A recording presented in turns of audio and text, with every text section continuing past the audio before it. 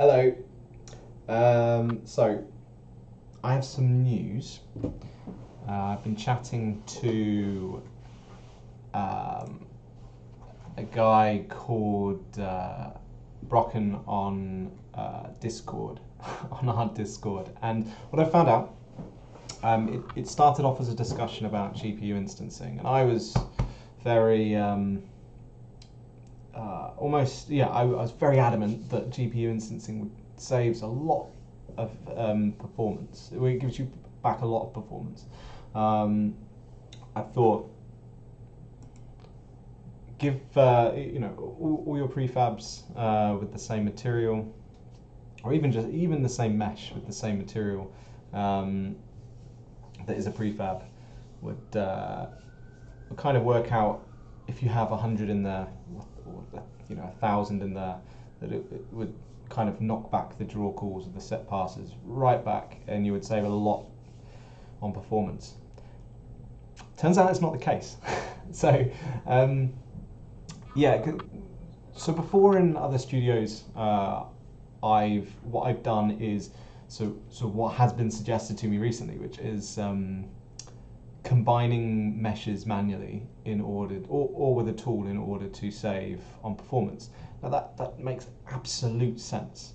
So you take a building that's composed of like 50 pieces, 50 modules.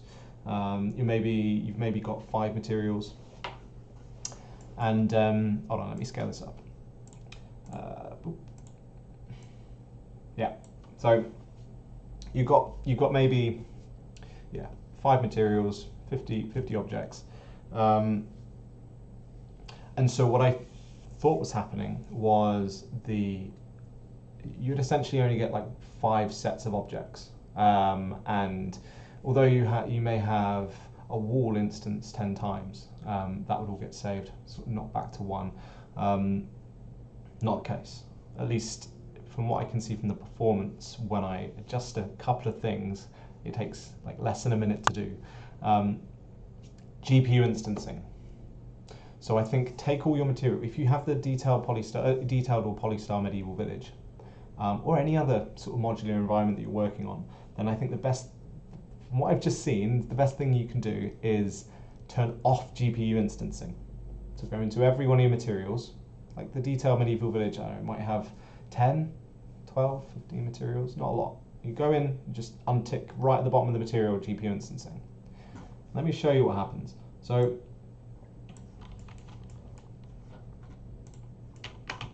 here's the detailed medieval village. It's made, you've got pre-built buildings that are made out of modules. So it's a modularized, it's a modular set that you can then create buildings and villages and such. Now, what I did have is all the materials.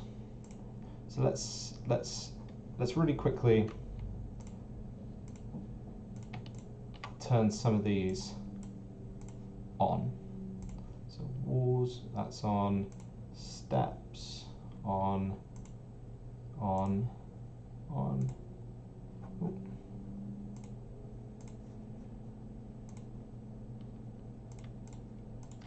So there's another 3 materials, turn on GPU instancing. Steps, turn on GPU instancing. Roof walls, turn on GPU instancing. Roofs, let's turn on GPU instancing, back on. Fixtures, platforms, let's turn those on. Masonry, let's turn GPU instancing on for those.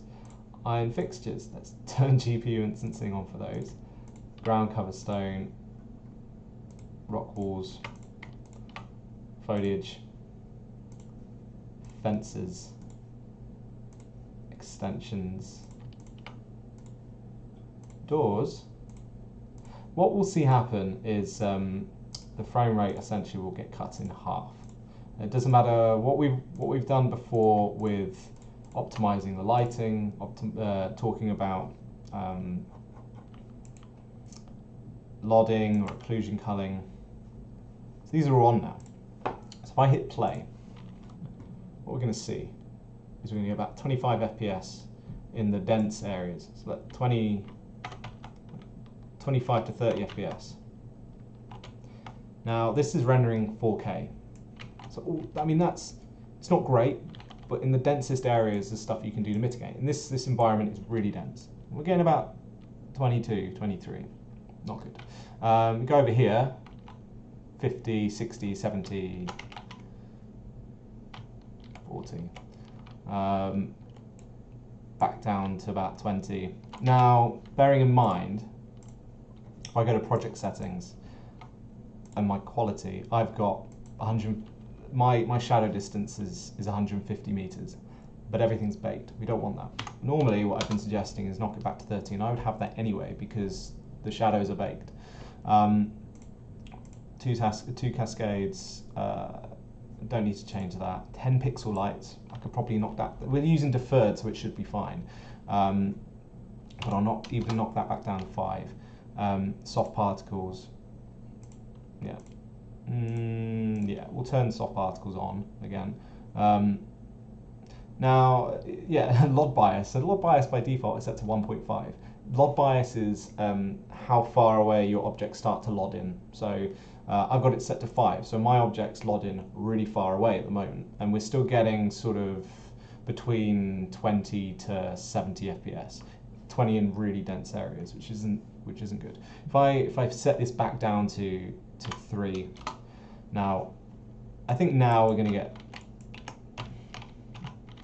some better FPS. So it's like 70, 45, 50, 70, 60, 63.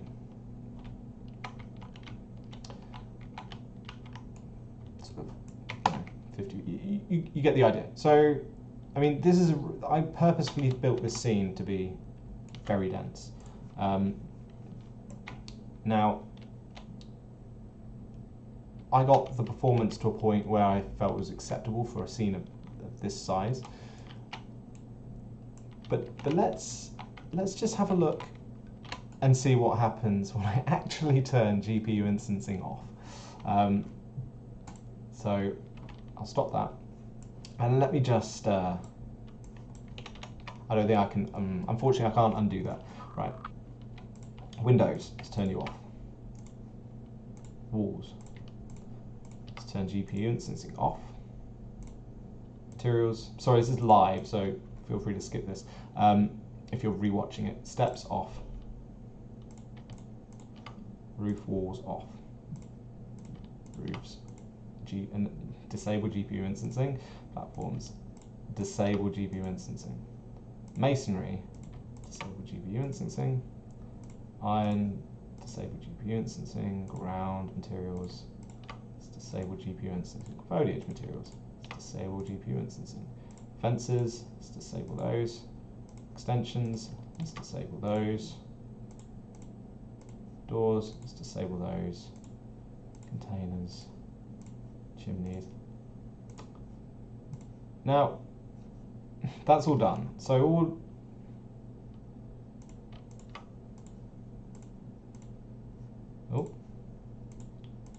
yeah, so let me just double check. All off. All off. Yeah, that's all off. Those are all off. GPU instancing is now turned off. I'll push an update and I'll change that on the materials for you as well. But literally, you know, you saw it's a sort of less than a minute job. I'll hit play again. What are we going to get? 50, 45 to 50. Where we were getting 20.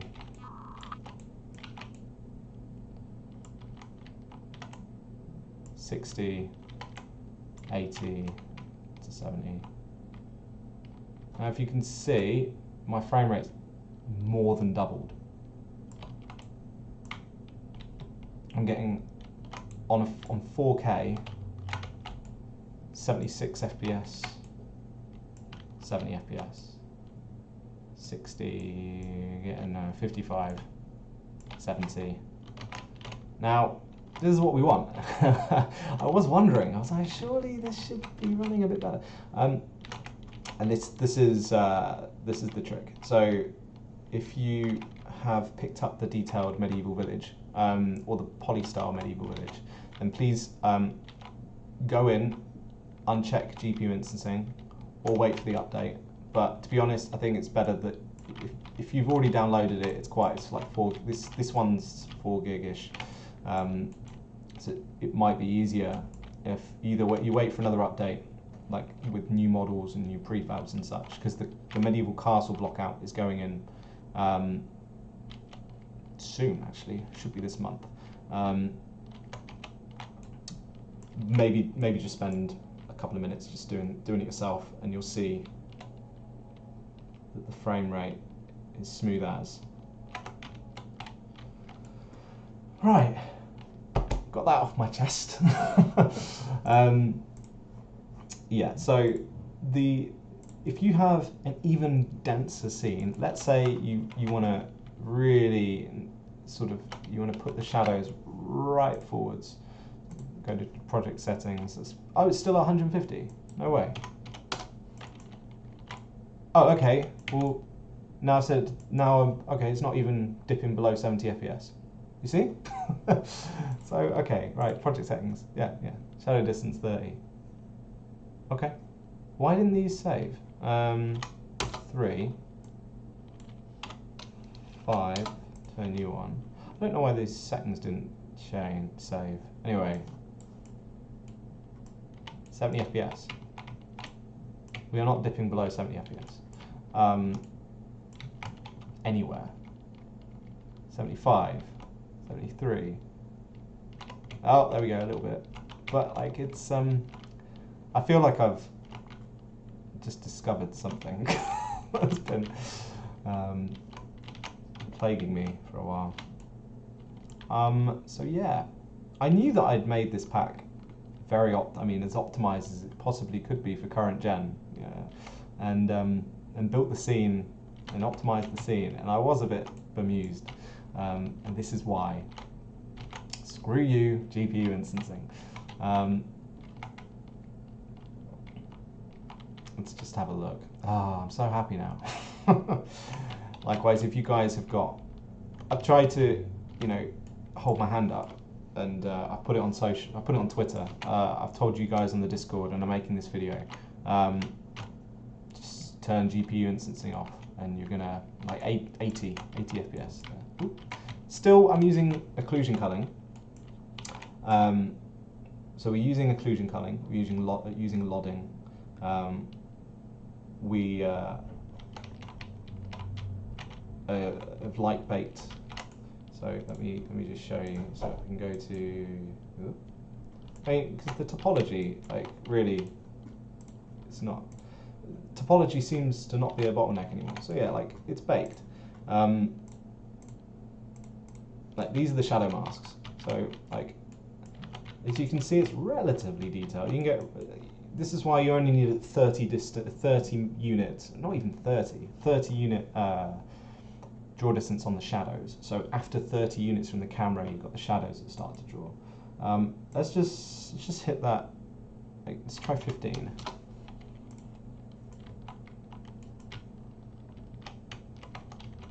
Smooth. I'm streaming as well.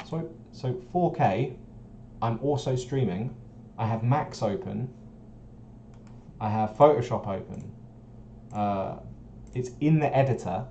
So when you do a build, it's always much better than in the editor.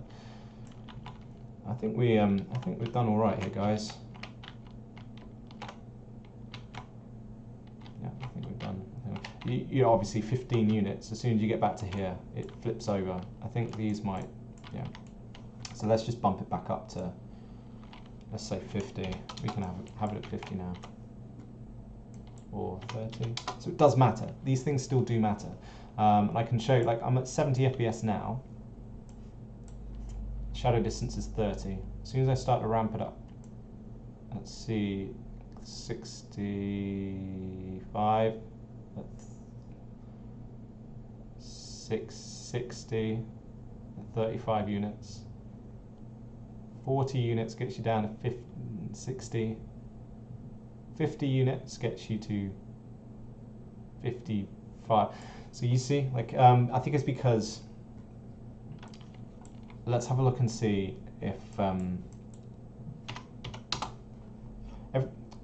when you draw shadow maps, unless you're using some kind of ray traced solution or screen space solution, when you draw shadow maps, every light that renders a shadow draws a shadow map, which essentially what it does is it draws the depth buffer, so it renders the geometry and then uses that to calculate the shadow maps. So it does that for every light. So that's why if you have shadows drawn more like a large distance away from the camera, it will exponentially start to increase the amount of geometry that you are drawing, which is why I thought in deferred point lights would not do that. I thought shadows, you get shadows for free. What I misunderstood is that you get per pixel light point lights for free in deferred, but you don't get the shadows. So what I want to do now, because I think I did turn the point light shadows off, I imagine the point light shadows are off right now. Yeah, no shadows, no shadows, no shadows, soft shadows. Huh. So what I'm going to do, no, okay, a lot of these actually, all the shadows are on still. Where's this one? So I've got a point light with no shadows on. I want to see where that is. Sorry, I am quite excited by this, because now I know, because it's always been a thing, I'm like, am I teetering on the edge of performance? I shouldn't with this pack, I shouldn't be. I really shouldn't be. And it turns out I wasn't. It turns out it's just one tick box. Right, yeah, so that doesn't have any shadows. Okay, let's turn the shadows on, but let's untick play. Sorry, you haven't got the editor on the streaming window. Let me check the stream. Oh, okay, cool. Right, so let me just put shadows on all point lights. Every single one of you guys, let's put shadows on, soft shadows. Because this is the thing, like I knocked all this back as well for the interiors. I'm like, well, maybe that's a problem. Maybe I need to sort of have the exterior lights exclude the interior because there's too much geometry. But now I know that's not the case. So the next thing that you can do, if you have a scene and you have it extremely detailed, here we go. Yeah. So we're at 37 FPS with all the point light shadows turned on. What? That's because the quality settings have now reset. I think it's because I was changing the quality settings during runtime. Right. 30, please. 2 cascades. 5. Log bias 3. Let's put soft particles back on because it's nice. Yeah, let's try that. Okay, please save.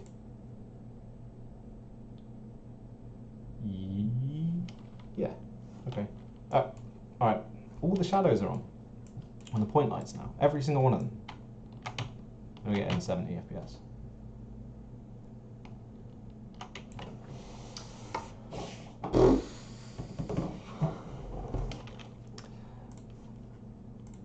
Right, anyway, so the next thing that you can do, if you have an extremely dense scene, so let me fly out here.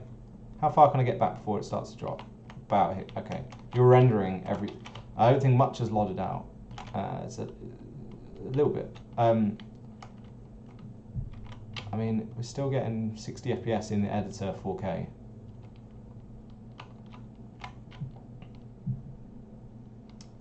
So anyway, what you can do, if you have an incredibly dense scene, that means, I imagine this, to be honest, I think that's only if you have a flying camera around there. If you've got a scene like this, you know, obviously you're here in first person or third person, you would have a character. To be honest, the character is what, 15K with 20K with LODs and shaders. I don't think that's going to hit your FPS that much. I think what will start to impact your performance is the fact that I'm just showing you the environment right now. So as soon as you start adding characters, as soon as you start adding effects as soon as you start adding scripts and game logic. Obviously, you're probably going to have another 15 to 20% of your FPS not, capped off. So I think, although we're getting a really decent FPS right now, I would still be mindful about when you start adding your game elements. However, one of the things that you can do to really help, and now I know that GPU instancing is actually just arse. What you can do is what I've done in the past, and I was kind of confused as to why it was working this morning when I got told that it was a massive gain. But you can start consolidating the geometry of your meshes. Now this will be a bit of manual work. I can't really do this in the pack for you, other than create buildings and consolidate the geometry for certain buildings so you can instance those. I might still do that as an update, because I think for people that aren't artists, or single solo devs that are coders, or just coders or just designers, and they don't use 3D so much, I think what you need to do, for example, let's say take this building, this roof tile, these roof tiles, they're all separate prefabs. Now what you would do if you're not using static batching, and I would probably advise against using static, but if you've got a really dense scene, I'd advise using static or dynamic batching, purely because you're using occlusion culling, which is culling all of the objects. It creates a matrix of volumes across the scene, and then when your camera is behind, say, a house, then anything that the camera can't see past that house, that's behind the house, the occlusion culling data knows, and so it will hide it for you. But that's only as fine grain as the objects are small, so this would get hidden. But if I have every single one of these roofs in the entire scene consolidated into one mesh, then these will never get occluded, even by the camera. So the camera by default has frustum culling. This is why when I do this, it instantly goes up to 80 FPS, because everything behind the camera is turned off. Everything that side of the camera and everything that side of the camera is turned off. Below, above. Occlusion culling, it works the same, except anything that the camera can't see based on how fine-grained your data is, it's turned off. Now, if these were all consolidated together, so the every single one of these objects, roof tiles, everything that's using that roof tile material is consolidated together into one mesh, yes, you will get a performance boost. However, it will never get occluded. So what I suggest doing is, per building, perhaps, going, okay, so I want all of these roof pieces on this particular building as one mesh, so I will grab these. You can get an OBJ exporter, I think, and you can grab these, export it as one object, import it into Max or Blender, and then export it out. You'd need to essentially start reconstructing parts of your world. That is when it starts to get tricky, and that's, I think, what took a lot of time on past games that I've worked on at other studios, is consolidating meshes, because it is artist intensive. Unless you can get a tool, unless you can get a Unity tool that does it for you, because that would be super useful, wouldn't it? You go, okay, this tile, this tile, this tile, this tile, this tile, this tile, all of these tiles, click of a button, right, it's all one mesh now. That'd be amazing. And maybe you can find a tool like that out there. I'm not entirely sure whether there is one. It'd be great if there is. I'll have a hunt around. That would be the next step, the next thing that you can do. But honestly, so, with a scene this dense, if you haven't got a large team and you still want to sort of, if you haven't got a large team and you're using the pack, then I'm assuming that it won't be this dense. Like the environments that you're building won't be this dense. I assume that it will be a bit more spread out, maybe a little bit more sparse, and that all that means is that you will get, your performance will never, with this pack, will never ever be a problem. I've not had anybody, other than when they first opened the pack, say, oh, you know, I'm having real trouble with frame rate. I've had a few people, when they first opened it, message me on Discord, and I gave them a few tips and tricks. What's going on there? That's the occlusion. A few tips and tricks on what you can do. For example, the shadow, draw distance, and a few other things. And they were like, oh, okay, this is working now. Because unfortunately, I can't set the quality settings for you in the pack. So if you want to understand the quality settings that you should be setting, if you want to understand how the lighting works, how you should potentially be doing your lighting, I've done an optimization video on the Detailed Medieval Village previous to this one. That's well worth a watch, I think. If you're unsure about how to optimize your game for this sort of level of graphics, feel free to jump on the Discord, message me and say, look, I've got a game that is like this, whether it's, you know, top down, or whether it's, you know, third person, first person, you know, strategy, you know, strategy game, however it is. Let me know. Oh, side scroller. This pack would probably work quite well with the side scroller, to be honest. Let me know, and then we'll have a look, and I can explain to you sort of the best sort of the strategy that I would employ in order to quickly optimize for that type of game, where your bottlenecks potentially might be. Now, I know GPU instancing doesn't work for this. It freezes up a lot. It frees us up, not it freezes up. So, yeah.